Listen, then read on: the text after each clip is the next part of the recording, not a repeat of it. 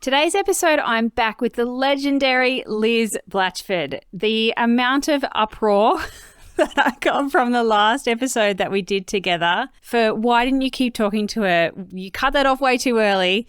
We need to hear from Liz. So I've asked her to come back, and this time she's joining me for part 2 of my female athlete series.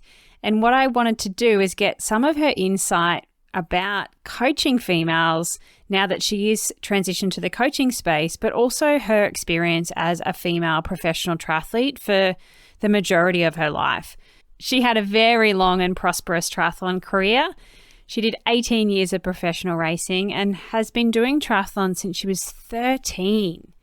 She represented Australia and Great Britain in the Commonwealth Games, and then she debuted into long course, where she won her 70.3 debut and Ironman and many more podiums after that. She is now a mum of 2 and has turned to coaching with RPG Coaching.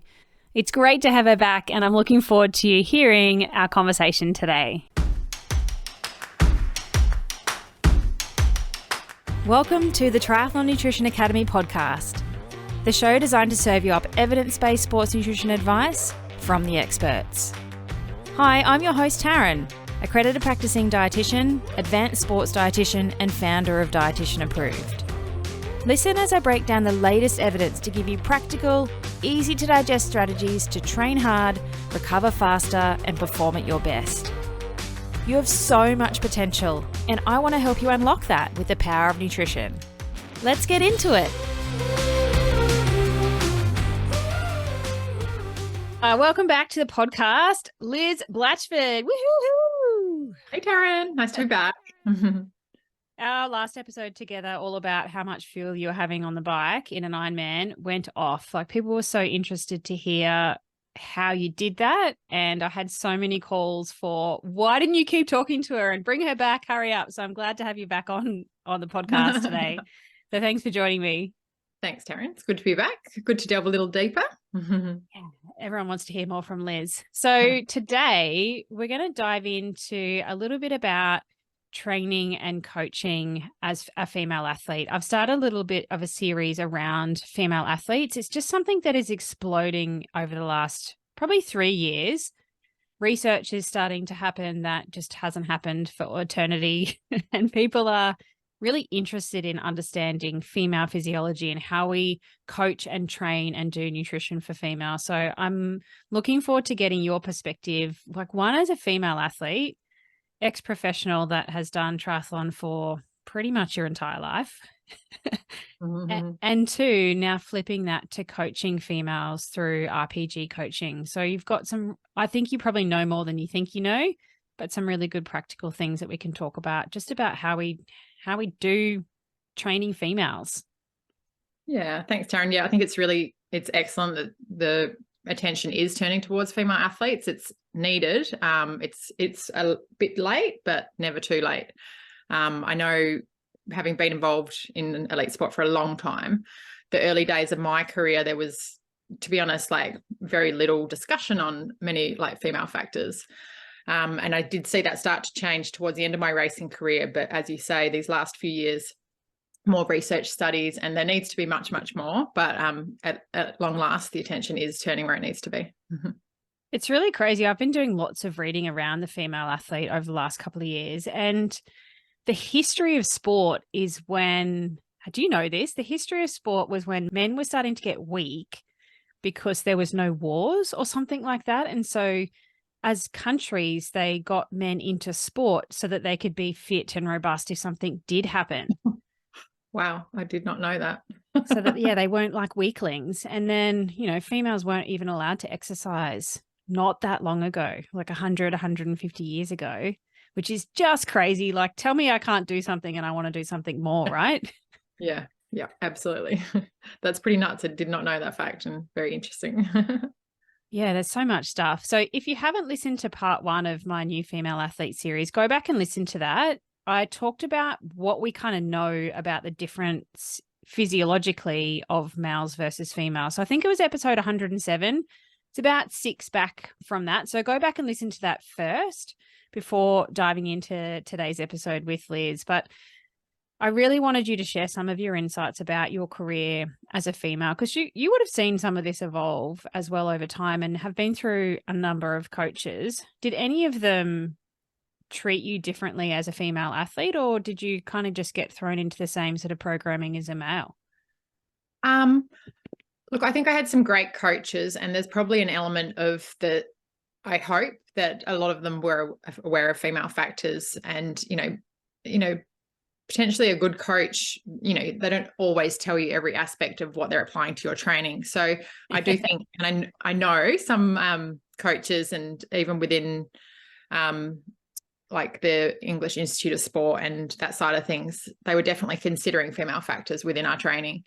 But it was probably an afterthought, and that's not a reflection of these people.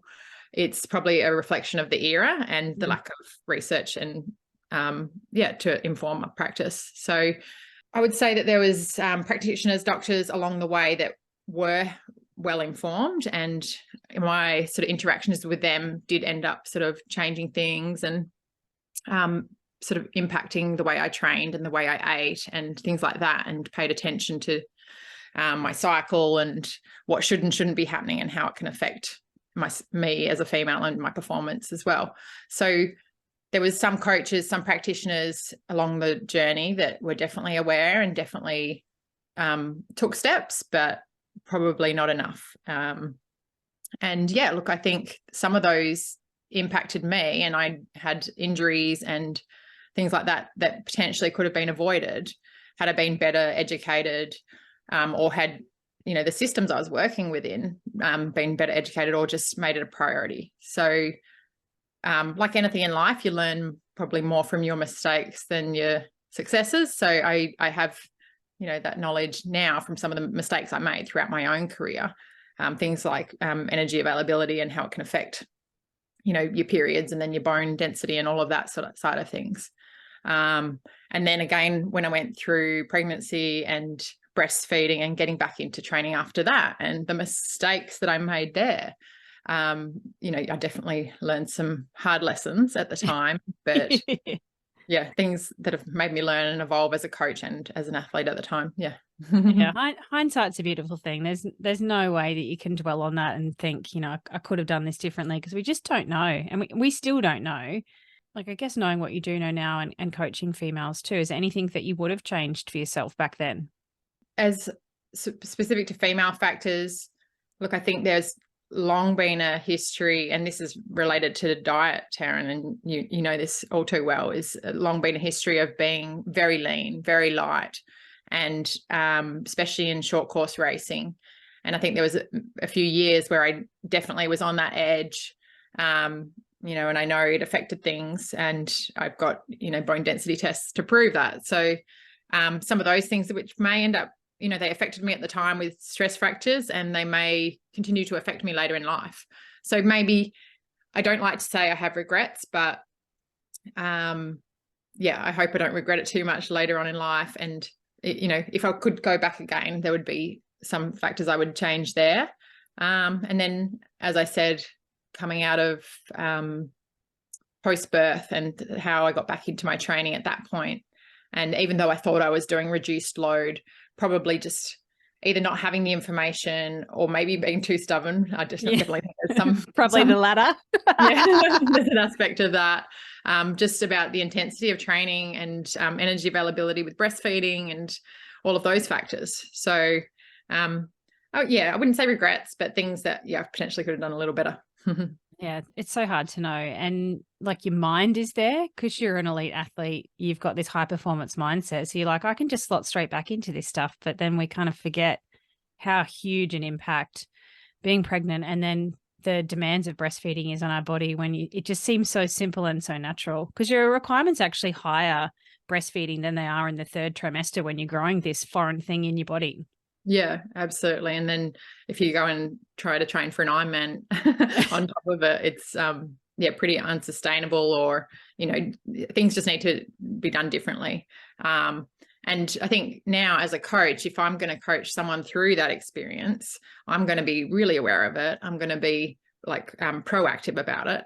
Whereas I didn't actually have anyone in my corner at that point. And, you know, part of it was I was more self-coached. I had a bit of a mentor, but yeah, that's something that I can take into my coaching now, having gone through that journey and paid more attention, read more, learned more about it.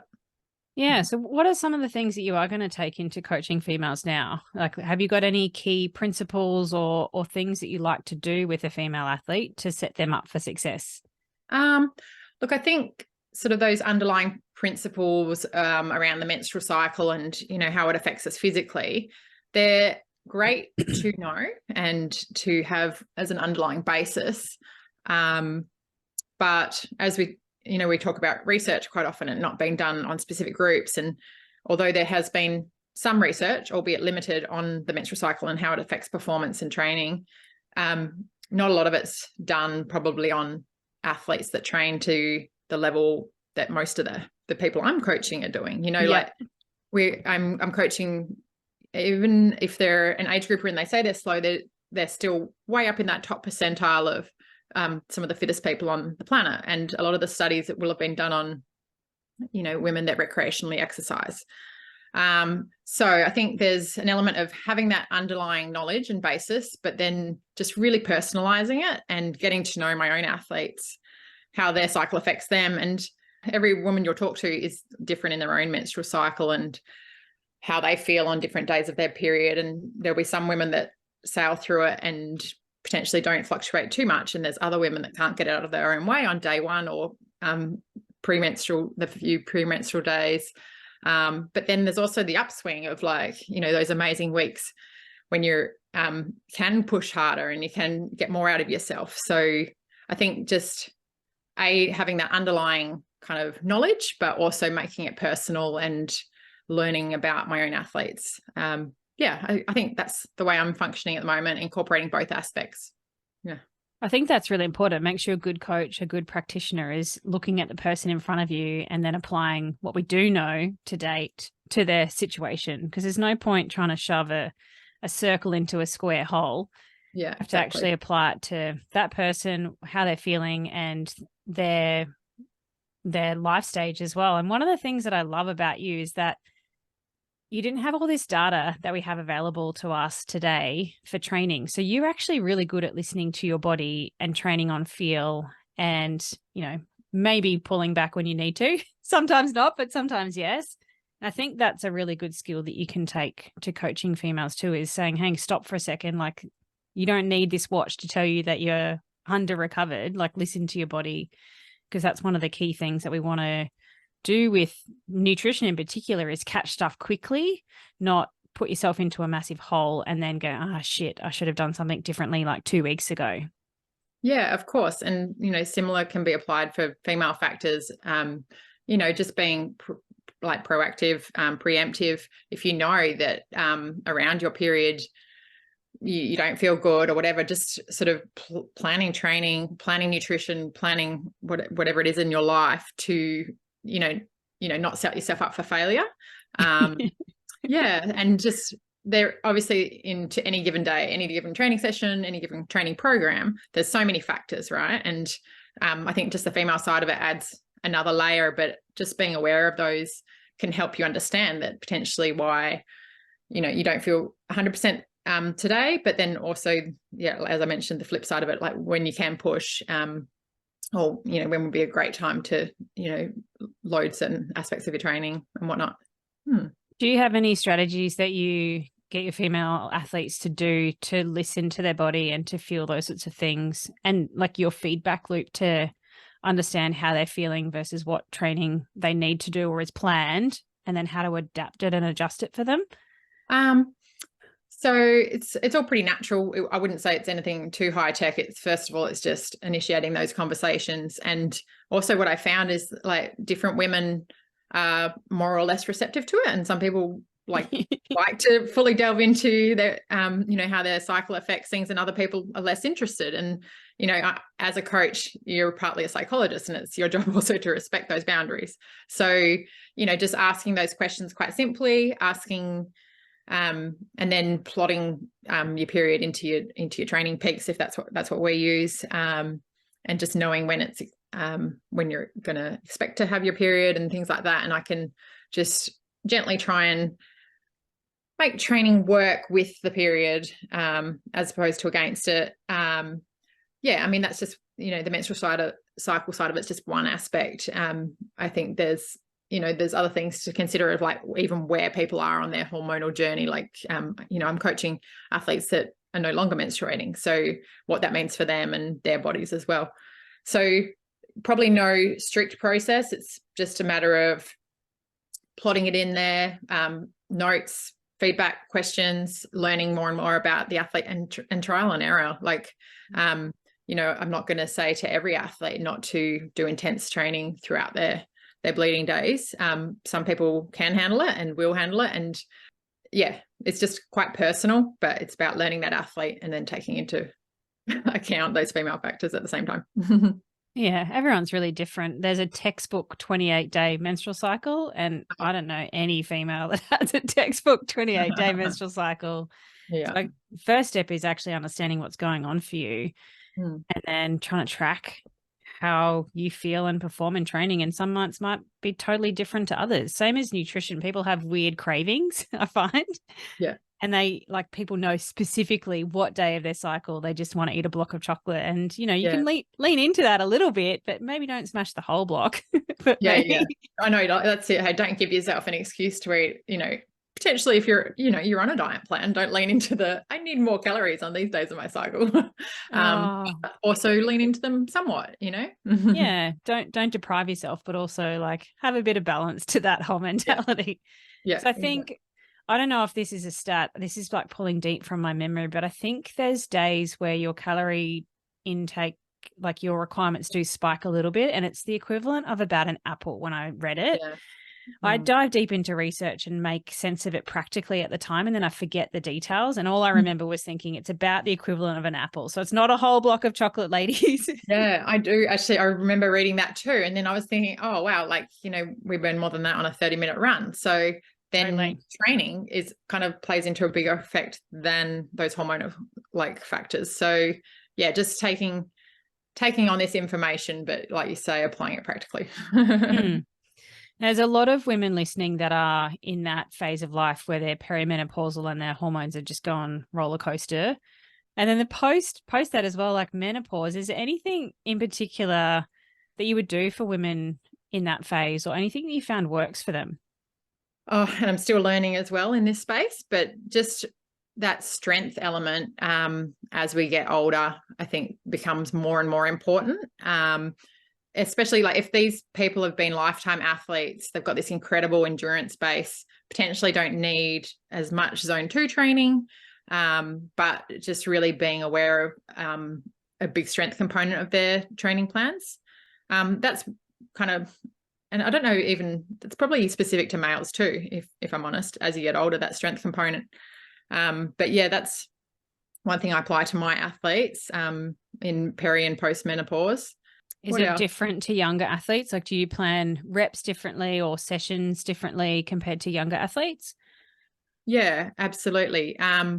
Look, I think so the strength, just even the strength element of their entire triathlon program is like a larger, more important component versus younger athletes.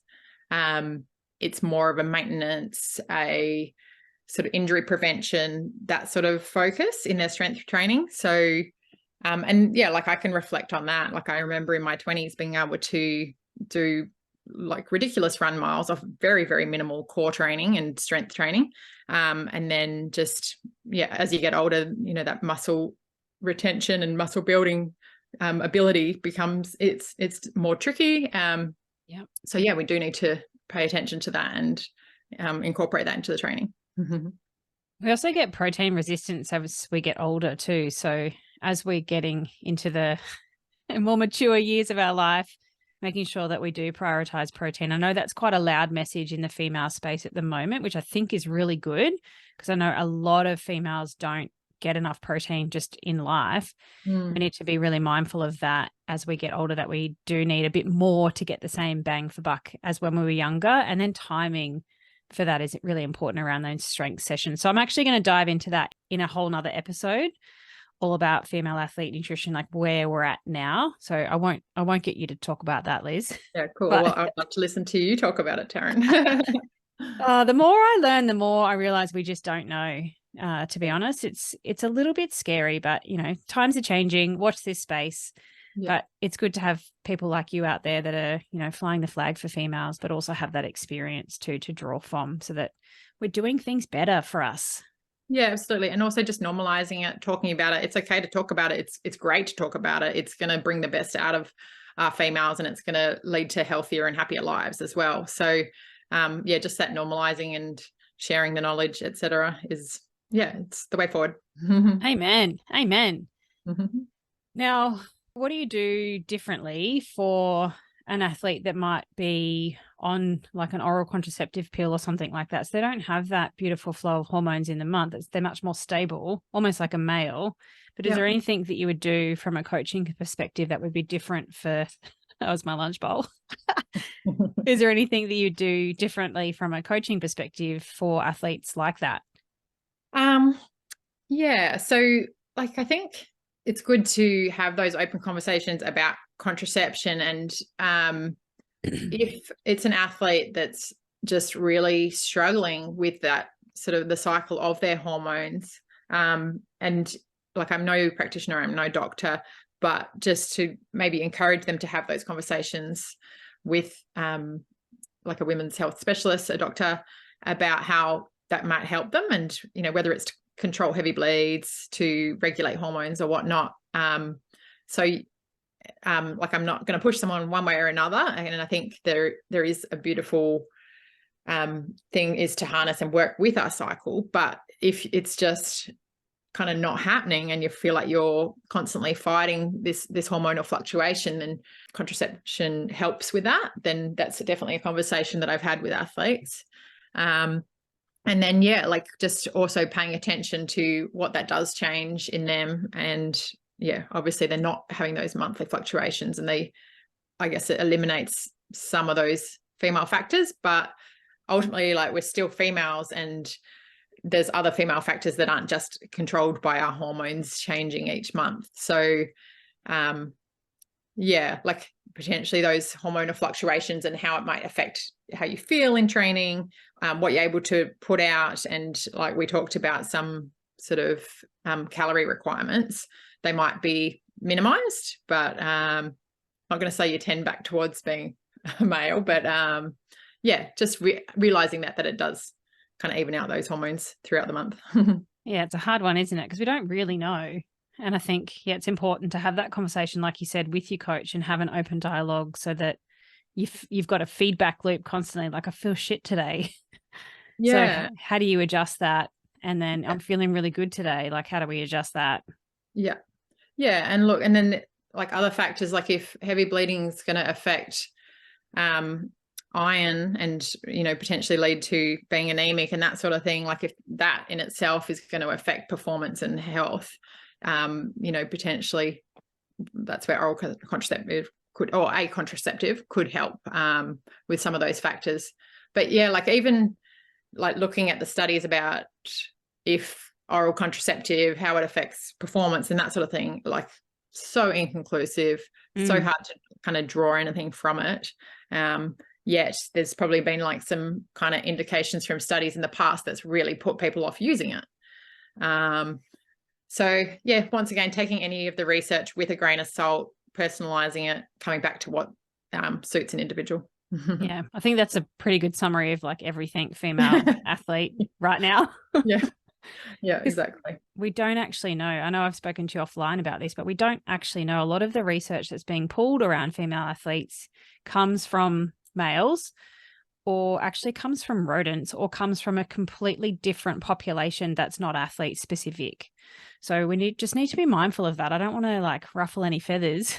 Yeah. Some pretty noisy people in this space, but we just don't know. And we're not going to know for a little bit of time. So that's why I love having these practical conversations, because it's about listening to your athlete, talking to your coach, and doing what's best for you, rather than trying to blanketly fit into something that we just don't really know about yet.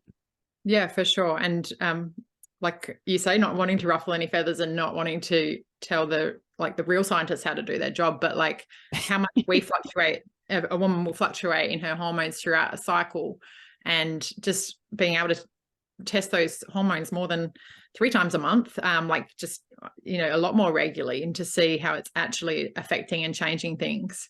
That I don't think there's really been any studies that would do that would track it in that much depth. And that's kind of what we need if we actually want to draw any conclusions from the research. So yeah. Yeah, it's a hard one because females are so hard to study, which is why they've kind of been avoided. But also historically, research was in males. That was one of the other things I was reading, is because people wanted to study like the fittest people on the planet to get good data, they were actually looking to athletes. And that was happening at the time where females weren't allowed to exercise. So that's kind of historically where research has evolved too. It's just amazing when you start to actually dive into why we do the things. It all came from so long ago that thankfully the paradigm is shifting, thankfully. Yeah. But, it feels late, but I guess the next generation is going to benefit from everything that they're doing right now. Yeah, absolutely. And I just think it's going to be an ever evolving space, constant education, and never assuming like that basic knowledge is there, potentially some of the basic knowledge that people are taught about nutrition or just about training adaptation and whatnot, like that basic knowledge about female athletes and their hormones and energy availability, like it might seem basic to like maybe you and I, Taryn, but there's plenty of people that are completely unaware of that. So yeah, just really having those conversations and keep having them and sharing that knowledge. So good. If people do want to get coached by the great Liz Blatchford, how do they go about working with you? Mm-hmm. They can email me direct, and you can add my email to the end of this if that's all right, Taryn. So through RPG website, there's an intake form. Working with RPG for a year and a half now. Really enjoy that community. We all bring something to the party, and I've got a few openings at this point. But yeah, that's how you contact me. I'll drop that link in the show notes. Do you think females should be coached by females and males should be coached by males? Do you think that's where we're heading, or do you think we just need to educate males better about how to manage and coach the female form? Definitely don't think it needs to be segregated like that. I think, as we talked about, education is key. There's, plenty of barriers to women getting into sport, both as athletes and as coaches. But it needs to be a knowledge base that everyone has. It needs to be shared, because any female athlete's journey, they might have a female coach, but there's other people within their journey that are not going to be female. And it just needs to be common knowledge and openly talked about. So yeah, it does not need to be specific. And I think, as I mentioned before, just the normalizing it is that and I understand that there's probably male coaches and males within sport that have been uncomfortable to talk about this, but anyone's uncomfortable talking about a new topic that doesn't relate to them initially. But the more you do it, the more you learn, build up that relationship between athlete and coach. And yeah, it's nothing's taboo. It's it's leading female athlete health and performance. So it shouldn't be ignored, and everyone needs to know about it. Yeah, I agree. Find somebody you're comfortable with talking about menstrual cycle. Same as I have to talk to dudes about sex drive for energy availability. Like the more you do it, the more it becomes natural. Yeah. Maybe the first time you had a nervous giggle, Taryn. And I still have a nervous giggle talking about sex drive, but it's an important conversation to have, because it is a piece of the puzzle. And yeah, it's just about creating that open dialogue, like we said a number of times today, Liz. Oh, awesome. Well, thank you so much for coming back on the podcast. I know there's going to be a loud roar to be like, why didn't you keep this conversation going? But we both have to do kindy pickup again. And I honestly could talk to Liz forever. She's got so much knowledge in that brain of hers. And maybe we'll just get you back again to talk about something else in a few months' time. Likewise, Taryn. Love talking to you. Love picking your brain. We chat as much offline as we do on. So love being here, and thank you for having me. You're welcome. Thanks, Liz. See ya. Thanks for joining me for this episode of the Triathlon Nutrition Academy podcast. I would love to hear from you. If you have any questions or want to share with me what you've learnt, email me at podcast@dietitianapproved.com. You can also spread the word by leaving me a review and taking a screenshot of you listening to the show. Don't forget to tag me on social media at dietitian.approved so I can give you a shout out too. If you want to learn more about what we do, head to dietitianapproved.com. And if you want to learn more about the Triathlon Nutrition Academy program, head to dietitianapproved.com/academy. Thanks for joining me, and I look forward to helping you smash it in the fourth leg. Nutrition!